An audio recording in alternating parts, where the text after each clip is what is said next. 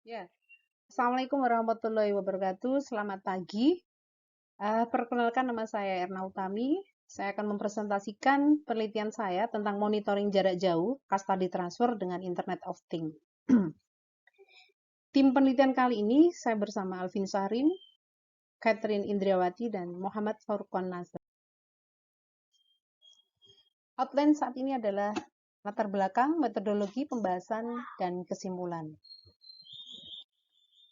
Latar belakang dari penelitian kami adalah bahwa perkembangan zaman 4.0 menuntut dunia industri yang lebih berinovasi dalam teknologi. Salah satunya pemanfaatan IoT yang kian pesat mendampingi di segala bidang khususnya dunia oil and gas industries. Dengan menggabungkan device yang tersambung satu sama lain dalam sebuah jaringan tersebut dengan sistem otomasi, maka dapat dilakukan pengambilan informasi, analisis, dan aktuasi dari sesuatu tujuan tersebut. Nah, pemanfaatan dari IoT terlihat khususnya di bidang industri.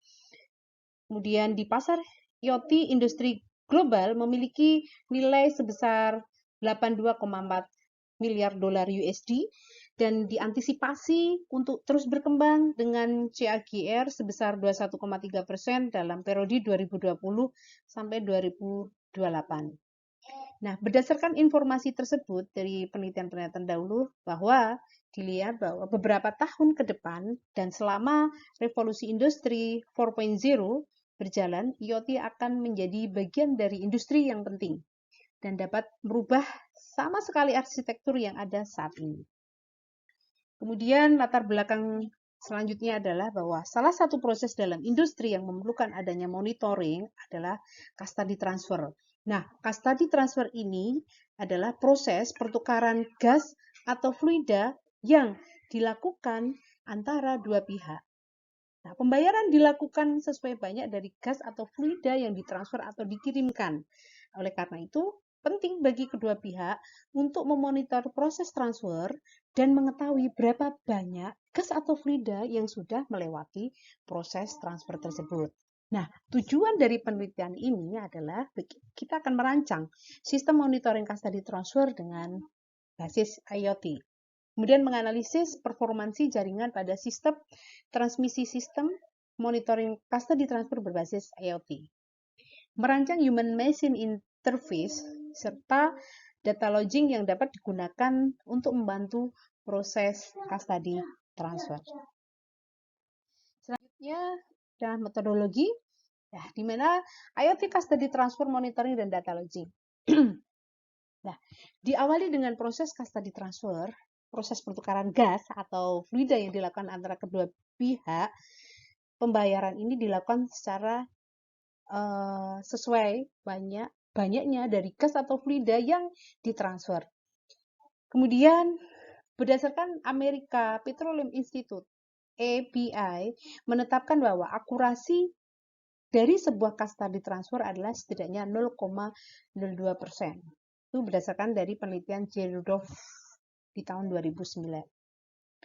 Kemudian komunikasi serial.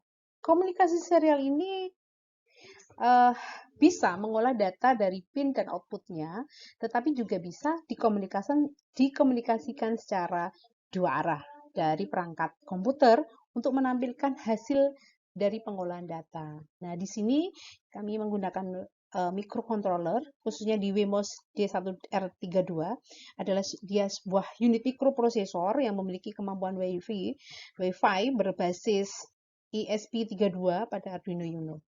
Dan Wemos D1R32 adalah sebuah board Arduino built-in Wi-Fi yang dibekali chip Wi-Fi ESP32 sehingga memungkinkan kita untuk terhubung dengan Wi-Fi. Nah, proses meliputi penulisan codingan konektivitas dari Wemos D1R32 ke Wi-Fi serta pengujian konektivitas tersebut di antara beberapa hal yang disiapkan agar device dapat terkoneksi secara baik adalah memasang library konektivitas yang sesuai serta melakukan percobaan. Nah, dalam hal ini library yang digunakan adalah wifi.h. Kemudian menggunakan data JSON. JSON sendiri berasal dari kata JavaScript Object notation. Nah, ini adalah format pertukaran data yang ringan, mudah diformat, kemudian mudah untuk dibaca, kemudian dan ditulis, dan berkebalikan dengan XML. Ya, jadi dia mudah untuk di-generate dan di-parse. Dan kita lanjut ke database. Di sini adalah database Firebase digunakan untuk menangani segala keperluan server side dalam pengerjaan penelitian. Dan Firebase sendiri telah menyediakan beberapa fitur back-end umum yang dapat digunakan secara langsung seperti autentifikasi, kemudian penyediaan database, dan manajemen API. Dalam pengerjaan penelitian ini, Firebase digunakan untuk menangani beberapa hal termasuk autentifikasi user untuk login baik pada web maupun aplikasi. Data dari JSON, kemudian masuk ke device user. Nah, di sini ada data lodging ya istilahnya. Jadi, data lodging itu adalah proses mengumpulkan dan menyimpan data dalam suatu jangka waktu untuk kemudian dapat dianalisis rekaman datanya tersebut. Kemudian dari sini, device user, mulai dari bisa menggunakan web, kemudian aplikasi. Nah, di sini kita bisa memonitoring atau sebagai sistem pengawasan adalah suatu upaya di mana sistematik untuk menetapkan kinerja standar pada perencanaan untuk merancang sistem umpan balik informasi, kemudian untuk membandingkan kinerja aktual yang telah ditentukan, dan untuk menetapkan apakah telah terjadi suatu penyimpangan tersebut, serta untuk mengambil tindakan perbaikan yang diperlukan untuk menjamin bahwa semua sumber daya perusahaan atau organisasi telah digunakan seefektif dan seefisien mungkin guna mencapai tujuan. Di sini ada flowchart. Flowchart di sini adalah langkah-langkah dari penelitian ini.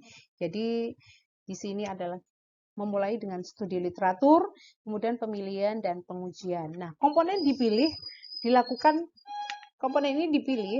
pengujian untuk mengetahui apakah komponen ini berfungsi baik dan sesuai dengan spesifikasi. Nah, secara garis besar terdapat dua buah komponen yang melewati proses pemilihan serta pengujian, yaitu adalah microcontroller dan sensor flow. Nah, dalam perihal pemilihan microcontroller ini terdapat beberapa pilihan microcontroller pastinya ya, banyak dengan modul Wi-Fi yang sudah embedded, yaitu kita menggunakan Wemos D1R2. Nah, Wemos D1R32 ini merupakan sebuah microcontroller yang di dalamnya sudah embedded dengan ESP32 yang sekaligus berfungsi sebagai modul Wi-Fi. Nah, pengujian proses kalibrasi dilakukan dengan membandingkan bacaan sensor flow pastinya Endress-Hauser Promag dengan yang sudah terkalibrasi sebelumnya. Nah, kemudian kita akan melakukan perancangan, yaitu transmisi data, pemrograman, setup database Firebase. Di sini nanti kita akan merancang sistem elektrik transmisi data pada plan custody transfer. Kemudian ada pemrograman komunikasi internet di microcontroller. Kemudian di sini ada perancangan dan setup database Firebase. Di sini dimanfaatkan dalam penelitian sebagai database penyimpanan segala macam data dalam proses monitoring dan data lodging. Kemudian dilanjut dengan pembahasan. Pembahasan di sini kita akan membahas bagaimana integrasi hardware, software, kemudian uji dari komponen-komponen ini, kemudian HMI, Human Machine Interface, kemudian pengambilan data dan analisis.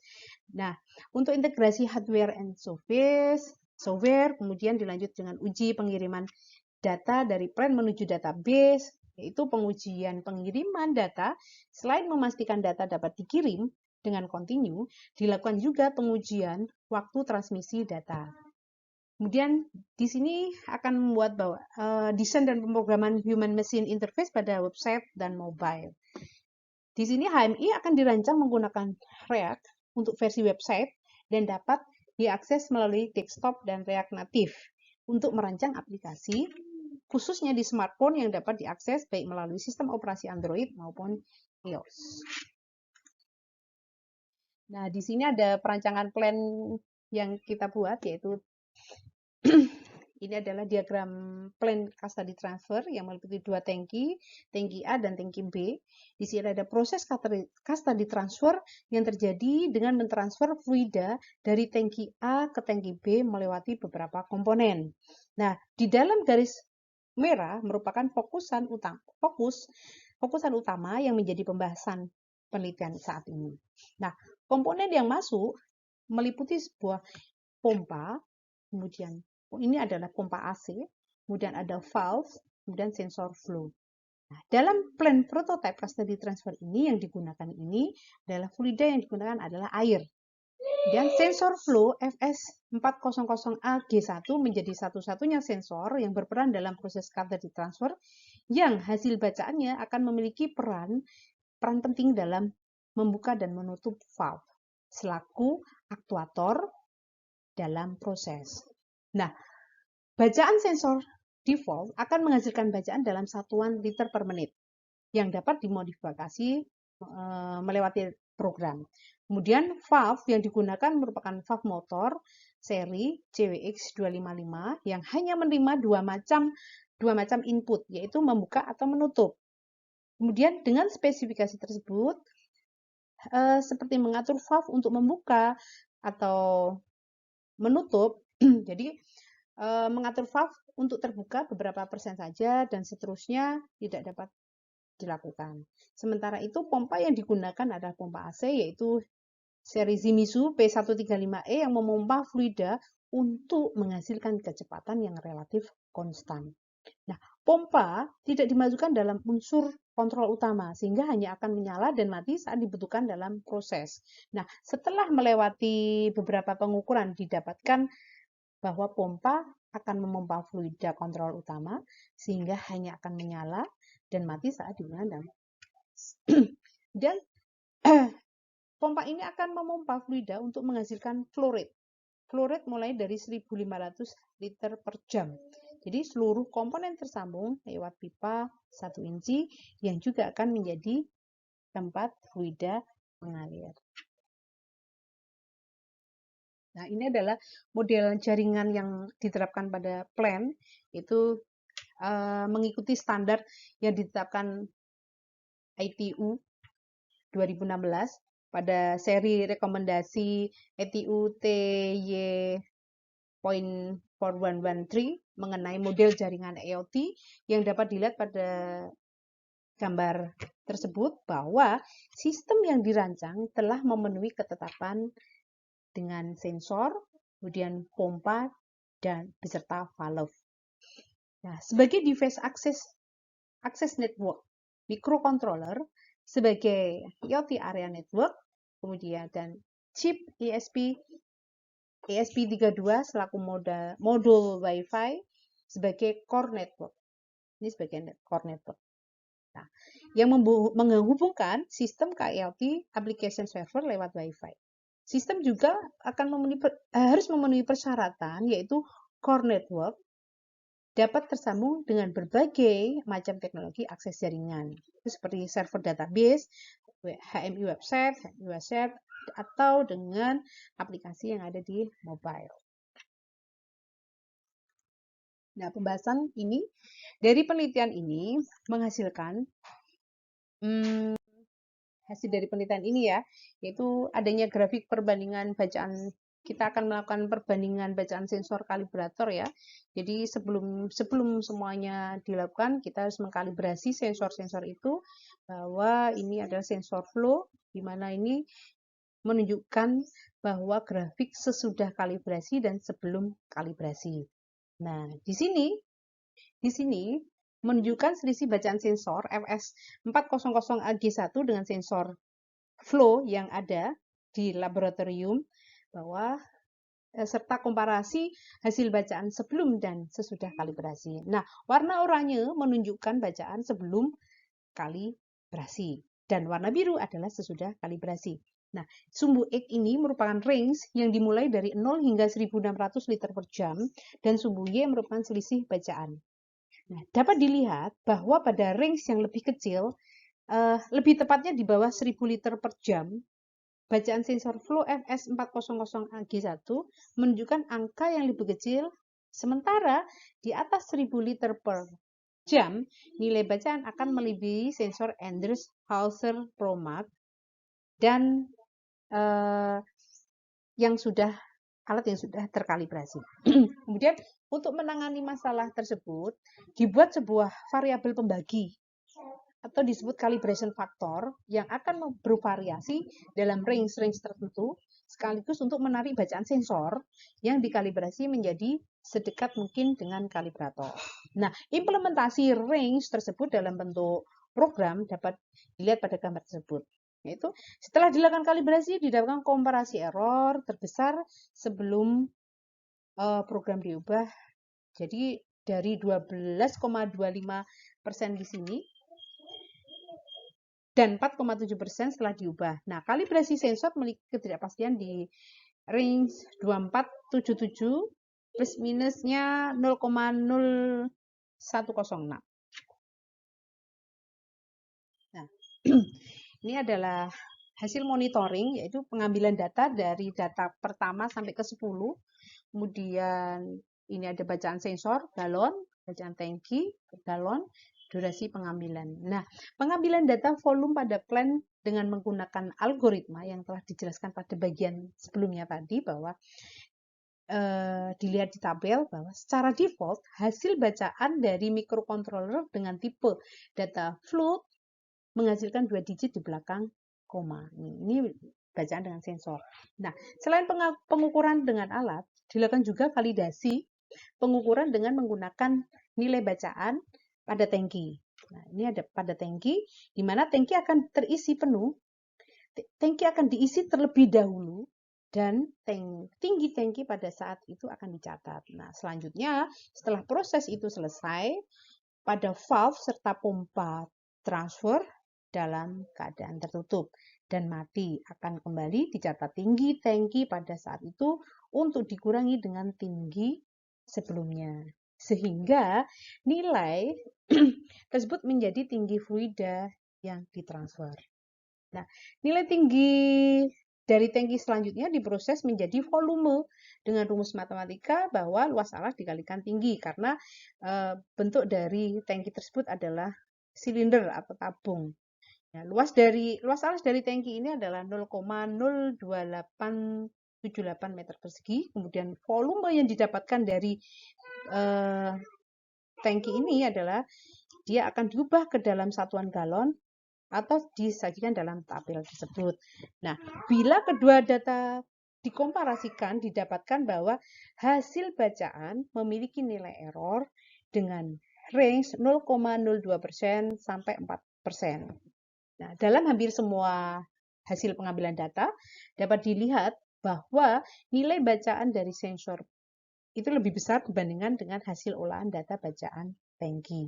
Nah, selain itu bacaan sensor memiliki kelemahan, yaitu hanya memuat 2 angka di belakang koma, sehingga tidak seluruh komparasi dapat dikatakan akurat. Nah, hal tersebut dapat meningkatkan atau mengurangi nilai error. Hal lain yang dapat menghasilkan nilai error tersebut dengan bacaan sensor yang bernilai lebih besar adalah residu dari pengukuran sebelumnya yang masih tersisa di balik valve dan akan terhitung begitu valve dibuka ketika proses cascade transfer itu dimulai lagi. Jadi nilai error dalam penelitian ini adalah di range antara 0,02% sampai 4%. Nah, ini adalah performansi jaringan, jadi waktu transmisi data dan waktu membaca data. Nah, pengambilan data ini dilakukan dengan meninggalkan microcontroller. Jadi melakukan pengiriman data terus-menerus dan data tersebut disimpan dalam serial monitor selama kurang lebih 5 menit dan 10 sampel data dimasukkan ke dalam tabel di atas. Di sini ya, tabel tersebut. Kemudian data memiliki range waktu transmisi di 631 hingga di 946. Nah, Dari informasi tersebut dapat dilihat bahwa ketika koneksi sedang dalam keadaan baik, data dapat ditransmisikan dengan kecepatan 631 milisecond, sedangkan dalam keadaan koneksi yang tidak terlalu baik, data dapat diperoleh sebesar 946 milisecond. Nah, bila dibandingkan dengan penelitian sebelumnya oleh Yusuf Mutawakil Al-Allah 2021 yang mendapatkan ring waktu transmisi data sebesar 1000 meter per sekon sehingga 1178 milisekon berdasarkan penelitian Suryandrio 2021 yang mendapatkan hasil konsisten dalam 1100 milisekon, maka hasil yang ditentukan dalam penelitian waktu transmisi data sebesar hasil yang ditentukan dalam penelitian ini merupakan perkembangan baik dalam waktu tercepat pengiriman. Jadi waktu tercepat pengiriman dan terlama yang tetap lebih cepat dari penelitian sebelumnya. Sebagai komparasi, yaitu TG114, di mana itu adalah standar delay, menetapkan standar delay dari pengiriman transmisi data. Nah, ini waktu membaca data, yaitu pengambilan 1 sampai 10. Ini waktu bacanya ketika dia pembacaannya, pengiriman datanya sebesar 876, tapi pembacanya di 87 milisecond. Nah, ini adalah hasil dari perancangan kami, yaitu perancangan Human Machine Interface dan data logingnya. Ini tampilannya. Jadi ini adalah tampilan di website dan ini tampilan untuk di aplikasi Android. Nah, ini adalah gambarannya dari hasil yang telah kita buat. Nah, ini merupakan interface HMI untuk laman login pada web. Kalau ini adalah untuk laman login pada aplikasi. Nah, di sini merupakan interface. Yang ini adalah interface HMI untuk laman dashboard pada web. Kemudian yang gambar sebelah ini merupakan interface HMI untuk laman dashboard pada aplikasi. Nah, ini juga, jadi ini di tampil dashboard ini nanti kita akan muncul item flow, time, barrel, price. Harapannya seperti itu. Jadi pengiriman berapa yang diterima dan berapa yang dikirim diharapkan adalah sesuai dengan prinsip dari custody transfer. Nah, nanti di sini penelitian ini juga memunculkan chartnya. Jadi kita bisa memunculkan berapa chartnya, jadi untuk custody transfer dan targetnya berapa. Jadi nanti kita akan melihat hasilnya sebagai sistem informasi yang lebih lengkap lagi. Nah, kemudian di sini ini adalah tampilan dashboard dari website dan aplikasi. Ini interface HMI untuk laman data login pada web dan ini adalah untuk laman data login pada aplikasi. Jadi data login ini adalah berapa kali pengambilan sampel itu, pengiriman sampel itu berapa kali, mulai kita bisa setting mulai tahun berapa sampai berapa itu kita bisa melihat. Jadi harapannya data login ini akan menyimpan data mulai dari awal sampai akhir. Jadi kita mau minta berapa, tanggal berapa, mulai berapa itu kita bisa munculkan di data login. Oke. Kesimpulannya, jadi kesimpulan saat ini adalah validasi dengan bacaan Tangkey di plan menunjukkan hasil akurasi bacaan memiliki error dengan range 0,02% hingga 4%. Kemudian performansi jaringan yang digunakan dalam sistem memiliki waktu transmisi dengan range 631 milisecond hingga 1103 milisecond. Yang ini merupakan hasil yang lebih optimum dibandingkan penelitian sebelumnya. Nah, dari penelitian ini telah dirancang Human Machine Interface serta data login dengan untuk membantu proses custody transfer dengan menggunakan library React dan interface web and library native. Oke, terima kasih. Assalamualaikum warahmatullahi wabarakatuh.